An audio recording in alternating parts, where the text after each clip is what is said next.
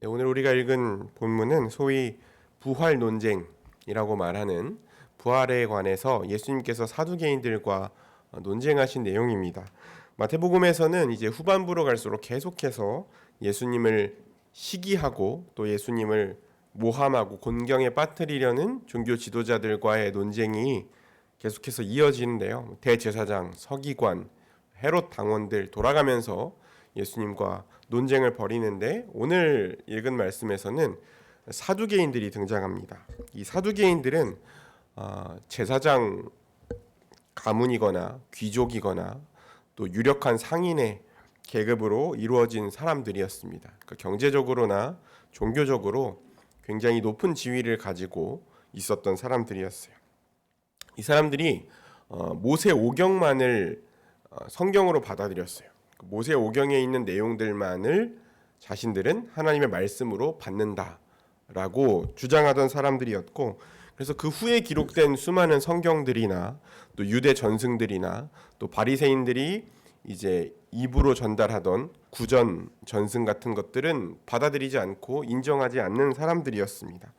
그리고 성경의 이런 암시적인 표현들이나 상징적인 표현들을 인정하지 않고 모세 오경만 문자 그대로 기록된 것들만 문자적으로 받아들이던 사람들이 이 사두개인들이었거든요. 그러니까 창세기부터 창세기, 출애굽기, 레위기, 민수기, 신명기 여기서 직접적으로 언급되지 않은 내용들은 다른 성경에 있다고 하더라도 안 믿는 겁니다. 그렇기 때문에 죽은 자의 영혼이라든지 부활이라든지 귀신이라든지 천사라든지 이런 것들이 이제 오경에 명백하게 분명하게 나오지 않는다는 이유만으로 받아들이지 않았던 겁니다. 그렇기 때문에 죽은 자의 영혼이나 부활 이런 것들을 믿지 않는데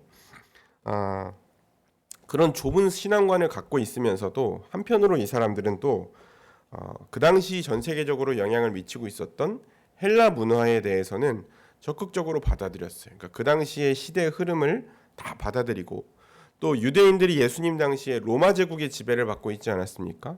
이 로마 제국의 통치도 받아들였어요. 그러니까 이들이 로마 제국에 기대어서 누리고 있던 정치적, 사회적, 경제적 혜택이 있었다는 것입니다. 그러니까 경제적으로나 사회적으로나 이들이 지배계층이 되어 있는 거예요. 그러니까 신앙은 굉장히 보수적인 것처럼 보이지만 오경만 받아들인다고 하니까 좁잖아요. 그런데 문화나 이런 정치적인 부분에 대해서는 엄청나게 당시 유대인들에 비해서 개방적이었던 겁니다. 근데 이들의 이런 태도가 이 문화를 받아들이고 또 이 제도를 받아들이는 태도가 그들의 신앙과 밀접한 관련이 있어 보여요. 만약에 여러분 죽은 다음에 아무것도 없다면 여기 우리 모인 우리는 그렇게 생각하지 않지만 만약에 죽으면 끝이다. 우리의 몸과 함께 영혼도 다 사라져 버린다. 부활도 없다. 부활 그런 거 사실은 없다. 이렇게 본다고 한다면 여러분 우리가 살아가는 동안 추구할 수 있는 게 뭡니까? 그냥 이 땅에서 천국처럼 사는 거예요. 그렇죠? 이 땅에서 누릴 수 있는 거 다 누리고 어차피 죽으면 끝이니까 이 땅에서 누릴 수 있는 거 다 누리는 거죠. 이 땅에서 끝나버리는 삶에 윤리가 필요할까요? 윤리가 물론 인간이 가지고 있는 기본적인 양심이라는 게 있지만 더 많은 권력 가지고 더 편하게 더 많은 것 즐기고 사는 것이 가장 먼저가 되는 것입니다. 그렇겠죠. 이 땅에서 있는 것들을 최대한 누리면서 많이 갖고 많이 쓰다가 죽는 게 이득이다. 이렇게 판단할 수밖에 없는 거예요. 그렇기 때문에 사두개인들의 삶이라는 것이 이 부활을 믿지 않는 죽은 자의 영혼을 믿지 않는 사두개인의 삶이라는 것이 자연적으로 권력 지향적일 수밖에 없고 이방 문화에 개방적일 수밖에 없는 것입니다. 이 유대인들의 문화에 비해서 헬라인들의 문화가 훨씬 더 이 즐길 것도 많고 이 쾌락에 대해서 개방적이잖아요. 그래서 이 사두개인들은 부자들과는 굉장히 친하게 지냈는데 그 당시에 유대인 백성들에게는 지지를 얻지 못했습니다. 그런데 우리 예수님께서 또 이 십자가 죽음 그리고 십자가의 부활 이걸 전하시잖아요. 예수님께서 그러니까 완전히 대치되는 것이죠. 그들이 믿는 것과 예수님께서 전하시는 십자가 복음. 예수님께서는 죽으시고 부활하실 것이고 또 우리도 마침내 부활하게 될 것이고 몸을 입고 일어나서 그 최종적인 심판자이신 예수님 앞에 서게 될 것이다. 그리고 그 심판 후에 영원한 형벌을 받거나 영원한 하나님 나라에서 복과 안식을 누릴 것이다 라고 말씀하시는 그 복음 때문에 우리는 이 땅에서의 영원한 쾌락과 이 땅에서의 권력과 쾌락에 이제 집착할 수 없는 것이죠. 그렇죠?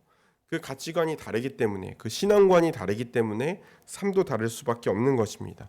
오히려 우리는 이 땅의 삶을 나그네의 삶과 같이 여기라고 얘기하잖아요. 그렇죠? 그리고 그 나라와 그 상급을 바라보면서 하나님의 통치에 순종하는 것이 최고의 가치가 되는 것이죠. 오늘 우리가 살아가는 데 있어서 가장 큰 가치는 무엇이냐라고 했을 때 마침내 그리스도 앞에 서게 되는 것을 생각할 때 그리고 우리가 그 후에 있을 영원한 하나님 나라를 생각할 때 오늘 하나님의 통치에 순종하고 하나님과 친밀한 관계를 누리면서 사는 것이 우리의 가장 중요한 가치가 되는 것이죠. 이 사두개인들이 와서 또 예수님께 질문을 하는데 항상 의도를 가지고 질문하죠. 예수님을 공경에 빠뜨리거나 예수님이 주장하는 것을 꺾기 위한 질문을 합니다. 오늘 읽어보셨던 것처럼 예수님께 와서 모세가 얘기했던 바를 얘기하는 거예요. 누구든지 자식이 없으면 형제가, 동생이든 형이든 형제가 그 아내를 취해서 그 형제를 위해서 후손을 낳도록 하라고 했습니다. 이렇게 얘기하는 거예요. 형제가 결혼을 했는데 자식이 없어요. 근데 형이 먼저 죽은 거죠.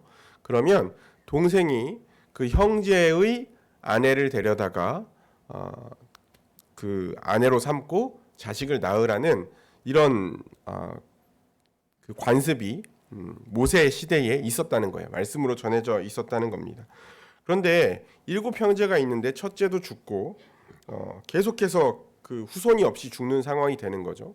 그래서 7명의 형제가 전부 다 그 한 여인을 아내로 맞이를 한 겁니다.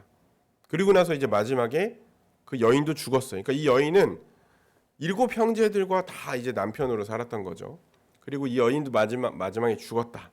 그리고 나서 부활했을 때, 그러니까 이 땅을 살아가는 동안에는 서로 다른 남편이잖아요, 그렇죠? 한 남편과만 살잖아요. 계속 바뀌었지만. 근데 죽었다가 다 부활하면 남편 7명이 다 살아있지 않습니까? 형제 7명이 다 살아있는 거예요. 그러면 동시에 여러 남자의 아내가 되니까 그거는 마치 가늠한 거나 마찬가지인 상황이 될 수 있는데 이게 그 상황에서 도대체 어떻게 하라는 거냐. 무슨 말이냐면 이런 극단적인 상황을 예시로 들면서 부활이 말이 안 된다는 걸 얘기하고 싶은 거예요. 이 사두개인들은. 이런 상황이 되면 어떻게 할 거냐. 당신들 말대로 정말 부활이 있다면 모세의 말대로 이렇게 따랐을 때 나중에 이런 문제가 생기지 않겠냐. 부활이 없다라는 것을 율법을 근거로 논증하려고 하는 거예요. 이 유대인들이 가지고 있던 방금 말씀드렸던 그 관습은 어떤 거냐면 자손이 이스라엘 백성들은 그 땅을 유업으로 받잖아요. 그러니까 자신들이 이 땅을 사고 팔고 돈을 많이 벌고 부동산을 투자해서 그걸 물려주고 이런 개념이 아니라 하나님께서 그들에게 주신 약속의 땅 그것을 대대로 상속받으면서 그 땅에 사는 거예요. 근데 이 형이 그러니까 한 그 가정이 자녀가 없이 죽어버리면 그 가정의 대가 끊기면 그 대대로 내려오는 그 재산도 사실 상속받을 수 없게 되는 거고 그 형제의 아내도 경제적으로나 사회적으로나 너무나 어려움에 처하는 거예요. 그래서 그 형제의 대를 이어주고 형제의 유산을 보존하기 위해서 다른 형제가 이 죽은 형제의 아내를 데려오는 이런 관습을 만들었던 것입니다. 그러니까 선한 의도로 만든 것인데 이것을 가지고 이제 부활이 없다는 것을 논증하기 위해서 당시 문화에 있었던 이 관습을 가지고 지금 사두개인들이 예수님께 얘기하는 것이죠. 부활을 믿는 사람들이 이 얘기를 들었을 때는 여기 당황스럽고 혼란스러워할 만한 논리입니다. 예수님께서 말씀하시잖아요. 너희가 성경도 모르고 하나님의 능력도 모르기 때문에 헤매는 거다. 이렇게 말씀하시면서 부활 때에는 사람들이 장가도 가지 않고 시집도 가지 않고 하늘에 있는 천사들과 같다. 천사도 안 믿는데 천사들과 같다고 예수님 말씀하시잖아요. 그러니까 부활 후의 삶은 부활 전의 삶과는 완전히 다르다는 것입니다. 근데 그렇지만 그들이 그걸 모르기 때문에 지금 이렇게 주장하는 거다. 부활 후의 삶은 죽음도 없고 출산도 없고, 그러니까 모두가 서로를 자기 자신과 같이 사랑하는 삶이기 때문에, 그런 세상이기 때문에 경쟁하거나 질투하거나 소유하려는 욕망이 없기 때문에 이런 배타적인 결혼 관계가 필요하지 않은 세상이다라고 예수님께서 말씀해 주시는 거죠. 그렇기 때문에 그 당시의 문화 속에서 필요했던, 그러니까 모세가 이스라엘 백성들과 함께 있었던 그 당시의 문화 속에서 하나님이 주신 유업을 보존하고 남편 없이 살아가야 하는 그 형제의 가족을 지키기 위해서 만들어졌던, 그 당시 문화를 배경으로 만들어졌던 형사취수법, 이걸 가지고 부활에 대해서 얘기하는 것은 맞지 않다. 예수님께서 그렇게 말씀하시는 거예요. 그리고 또 하나 예수님께서 그들에게 그들의 논리를 깨면서 말씀하신 게 뭐냐면, 죽은 자들의 부활에 관해서 하나님이 말씀하셨다. 모세 오경만 받아들인다고 했잖아요. 모세 오경에도 분명히 죽은 자의 부활에 대해서 나와 있다. 명시적으로 나와 있지 않지만 얘기하는 게 뭡니까? 하나님께서 나는 아브라함의 하나님, 이삭의 하나님, 야곱의 하나님이다. 이렇게 말씀하시는데, 하나님은 죽은 자들의 하나님이 아니라 산자의 하나님이시지 않냐. 하나님은 살아있는 자들의 경배를 받으시는 하나님이시고 산자의 하나님이시다. 그런데 인정할 수밖에 없는 거죠. 이건 사두개인들도. 그런데 아브라함과 이삭과 야곱은 옛날에 죽은 사람들이에요. 그렇죠? 옛날에 죽은 사람들인데 하나님께서 내가 아브라함의 하나님, 이삭의 하나님, 야곱의 하나님이라는 건 무슨 말이냐면, 나는 아브라함과 이삭과 야곱에게 했던 약속, 내가 그들과 맺은 언약을 기억하고 신실하게 이루어가는 언약의 하나님 여호와다라는 것을 말씀하시는 내용이거든요. 하나님께서는 죽은 아브라함과 이삭과 야곱과 맺은 언약을 여전히 신실하게 기억하고 계시고 여전히 그 언약을 신실하게 이루시는 분이시기 때문에 이 모세 오경도 부활을 지지한다라고 예수님께서 논증하시는 거죠. 이 사두개인들이 성경을 어설프게 알기 때문에 성경을 근거로 비성경적인 주장을 하는 거예요. 무리들이 예수님의 가르침을 듣고 깜짝 놀랍니다. 여러분, 이런 것들을 우리는 너무나 자주 볼 수 있어요. 성경을 인용해서 비성경적인 주장을 하는 것입니다. 성경 전체가 말하는 바에 대한 이해가 없이 일부분의 내용들을 가지고 또 그 일부분의 내용에 대해서도 정확한 이해가 없이 그것을 인용해서 자신의 주장을 펼치려고 하거나 다른 사람의 주장을 꺾고 논쟁하려고 하는 모습들, 설득하려고 하는 모습들, 자기의 이익을 챙기려고 하는 모습들을 우리가 자주 보게 되거든요. 이게 바로 우리가 하나님의 말씀을 다시 듣고 다시 읽고 계속해서 다시 배워야 하는 이유입니다. 일평생 하나님의 말씀을 읽고 듣고 배워야 하는 이유가 여기에 있는 거예요.